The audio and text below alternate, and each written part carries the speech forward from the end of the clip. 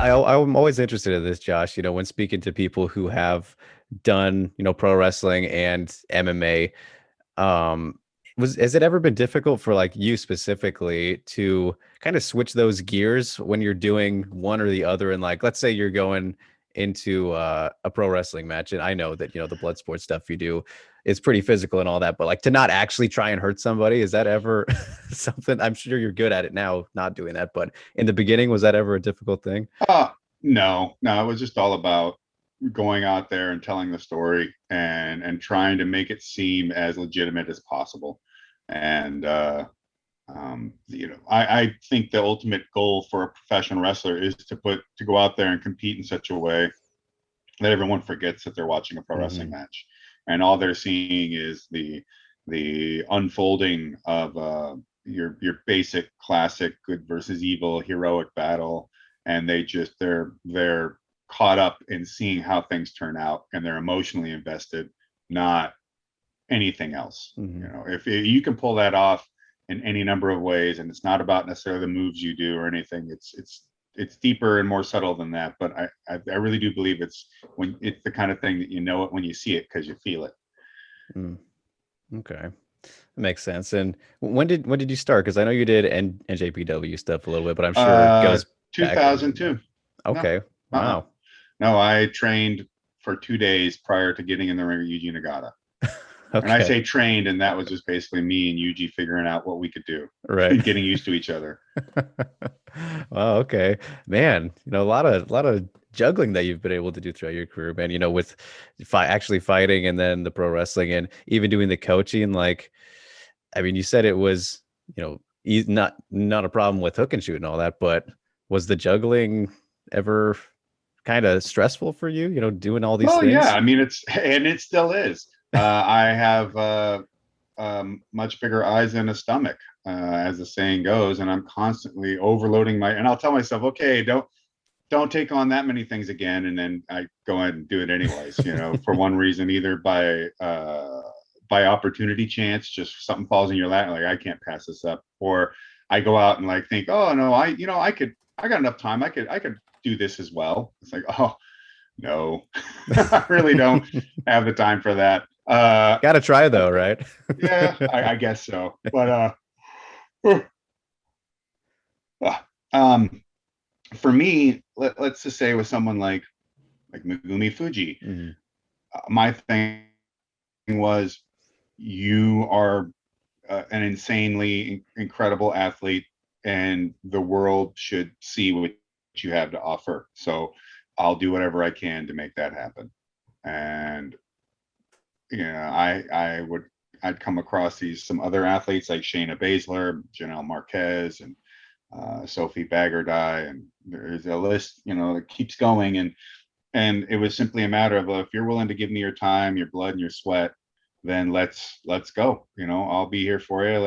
Let's push forward. I always wanted to work with athletes that really took it seriously, and that this meant something to them. And so if that's you, then I don't care if you're a girl or a guy, it doesn't matter. Like let's do what we can.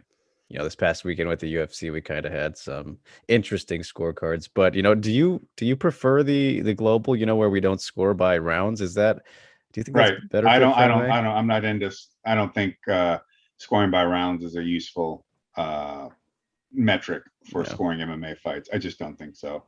I think it's different with a boxing match than it is with an MMA fight, and Hmm. there's so many factors that have to be considered, and also you want to think like, what? Well, by not isolating everything into 4 or 5 miniature fights, Hmm.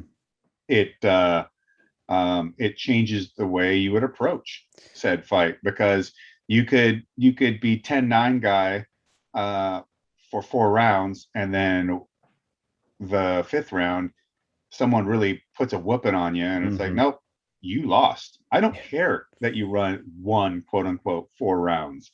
You skated by, or you didn't really do any damage. You just had enough control. Maybe you scored some takedowns, and you didn't hurt them. You didn't have any submission attempts. You Hmm. were just there. Well, great. Well, when the opportunity came to try and finish someone, this guy almost finished you. So the only person who almost who looked close to literally losing a fight by being finished is you, so you lose. That's Right. the way I see it. Yeah.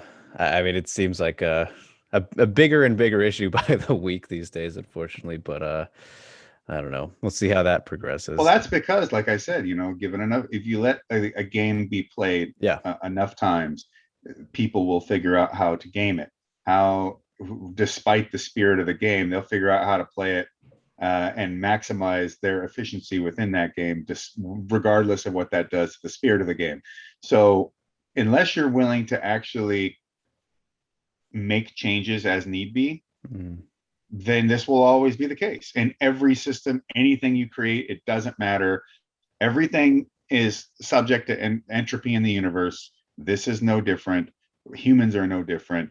And I can argue that this is entropic and that things have the dynamism is reduced, not increased. So but athletic commissions have no interest to actually make changes because Clearly. that takes effort. The bureaucratic process is slow and painful, and everybody is always sitting back thinking, well, will this hurt my chances of being a federal judge? Will this hurt Mm. my chances of being a state prosecutor or something like that? Well, I definitely can't have any bad press whatsoever, so better to do nothing Mm. than to do anything. And before I let you go, man, real quick though, I did want to ask you though about you had the bare knuckle match, which in October, which feels I thought it was more recent than that, but like I want to ask you about Yeah. how was it doing that and like how did that whole thing come about? Because obviously there's a whole bunch of bare knuckle shit going on in America now, but KSW, I love the way they present things, and you looked pretty great out there, boxing, for your grappling and all that, but got the win. And how was that, man? Oh, it was a blast. Honestly, the reason I did it was because it just felt like an adventure, and that was part of the reason I even got into MMA was to go out there and challenge the world, kind of be like a Street Fighter character or someone from of that pro wrestling mindset, traveling the world and competing. And it was so awesome to just again feel like that was what I was doing, and the danger of getting your face rearranged fighting bare knuckle again, like we used to in the beginning, Right. felt pretty exciting. And I had a great opponent. The company KSW putting it on through Genesis as their bare knuckle promotion. It was a wonderful moment, and I was taken great care of. Um, yeah, it was a blast. I thought they had a great show. Yeah, very cool, man. And I mean, did that kind of you plan on doing it again, or I mean, if that opportunity was there? I don't know. I mean, yeah, quite possibly could happen.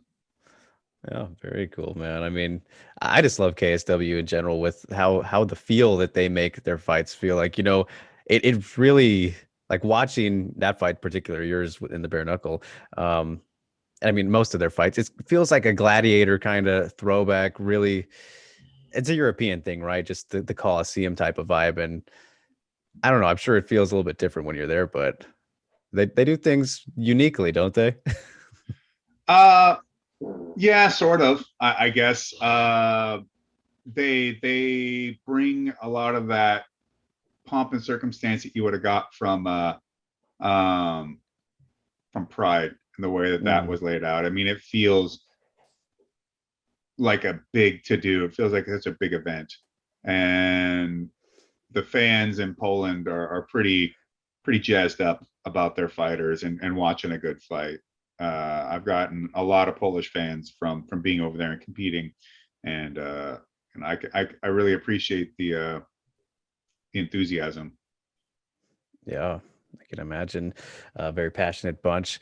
And you got to have that match with Jon Moxley, recently. I know that was something that was kind of in the works for a bit. So how was it, finally getting to go at it with him? Uh, in the back of my mind, I was just waiting for the other shoe to drop. And I was like, no, no, no. I hope this doesn't get canceled again. But Right. the fact that it finally went off, and we got to walk to the ring and meet each other out there.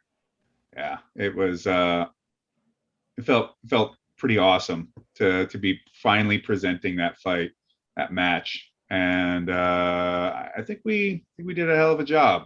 I don't think it's going to be the last time I face him in the ring, but Mhm. it's definitely a good start. Right. What was it? COVID stuff that was pushing it back? Well, there was COVID. Then there was he had originally it was he had a staph infection in his elbow, That'll do it. and That's that pulled him out of the first one. And then the second time everything was set up, and yeah, COVID canceled the whole event. So right. Damn COVID. So at least he made it happen. And here's 10 more matches with Jon in the future. But all right, Josh. Last thing I'll leave you with, man. As for Bellator though, and MMA future though, for you, obviously you want that. It'd be great to see that dream match with Fyodor, your good friend in Russia, if that can happen. Is that kind of the only thing you're interested in right now? As for MMA, or I mean, how are you looking at things with the I would MMA say career? for the most part, that's what I'm interested in.